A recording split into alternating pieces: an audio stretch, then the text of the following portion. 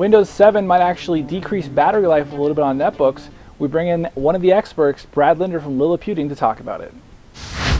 Try GoToMeeting free for 30 days. Visit gotomeeting.com/techpodcasts. When Windows 7 launched, a lot of people looked at it as a way to sort of bid farewell to some of the problems with Vista, and netbook owners used it as their next generation operating system, since most manufacturers had opted to stick Windows XP on their computers instead of upgrading to Vista. Now we're hearing, though, that things might be a little bit different than we expected. And Brad, we've heard that you guys have sort of run some laptop tests at Liliputing, as well as other places, Laptop Magazine, JK on the Run, among others, and you guys have been seeing a pretty consistent result. What's going on here? Yeah, well, it turns out that while Windows 7 seems like it should be a lot better for battery life, because if you look at the power control features, you have a lot more control over what the processor's doing, what the different effects are doing.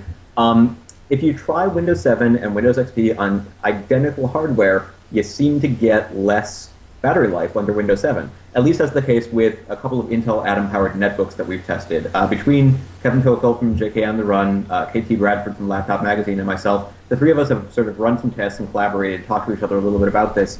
And with the Toshiba NB205, the Asus EPC1008HA, and the HP Mini 311, which has NVIDIA Ion graphics, with all of these models, we're noticing that you get 30 to 60 minutes less of battery life when you're using Windows 7. It might not be true if you're not using an Intel Atom processor. It might be different for different machines, but the out-of-box experience for users is not great with these. Is there any direct correlation as to why that might be happening? Are there theories, or is it more just, at this point, just noticing that it's happening and not really understanding the reasons why? Well, I'm not an engineer, so I haven't looked at all of the details. I just know that this is sort of what's happening for users. You open up the box, you turn it on, and you get less battery life. There have been a couple of theories that I've heard. One of them is that with a new operating system that has fancier graphics, more animations, etc., like Windows 7, you're bound to get less battery life. But the thing is, the Toshiba NB205, which we tested, doesn't have all of that because it's running Windows 7 Starter Edition, which isn't as heavy on the graphics as Windows 7 Home Premium. Yeah. And it still gets about 30 minutes less battery life. It's also possible that there's other processes that are running in the background of Windows 7. And if you disable some of these processes, if you change the graphics, if you do a lot of different things, yeah, maybe it's true that you'll get better battery life, but that's something that most users aren't going to do. So if you open up your computer for the first time and you start running it and you notice that it doesn't get the same kind of life that your friend's computer or that your old computer got, you're just going to be upset or return it or something. So it seems like it could be a problem for Microsoft. It's possibly something that could be addressed in future netbooks that have the Intel Atom Pineview processors. These should be coming out early next year, or in machines that don't even have Intel Atom processors at all. For example, I recently reviewed for my site the Asus UL30A. Although Asus is really well known for making netbooks, they're starting to get into these thin and light laptops with CULV, or consumer ultra-low voltage processors. Yeah. Still not as powerful as some computers, but you get great battery life and a lot more power than you get from an Intel Atom. This particular laptop got 10 hours of battery life under Windows 7. So it's possible. It's possible to do something that gets good battery life with Windows 7. But I haven't tested that particular computer with Windows XP. Maybe it would get 12 hours. Who knows? Well, that's my question, is sort of, these netbooks are getting pretty good battery life. I mean, 30 minutes off. What are these netbooks' battery life look like now, even without that 30 minutes? It depends on the machine.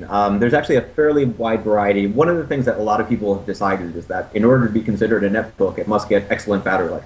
That's not always been true. The first netbook was the Asus EPC701, and it only lasted for 2 to 3 hours.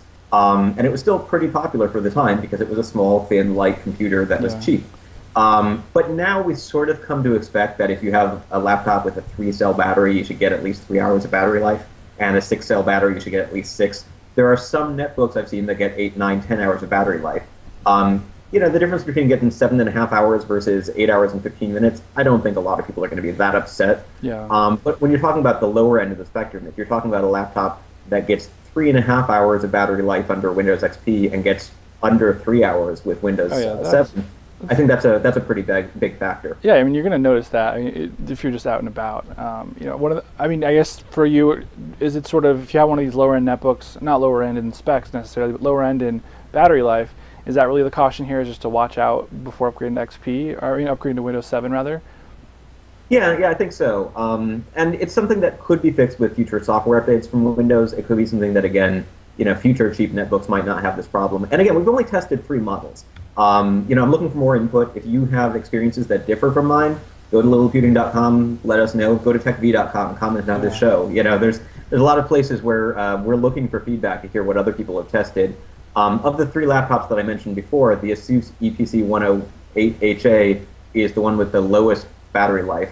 And it's still, under Windows XP, it can get as much as 5.5 hours. Under Windows 7, it gets more like 4.5 hours. Yeah. So it's not quite the bottom of the spectrum.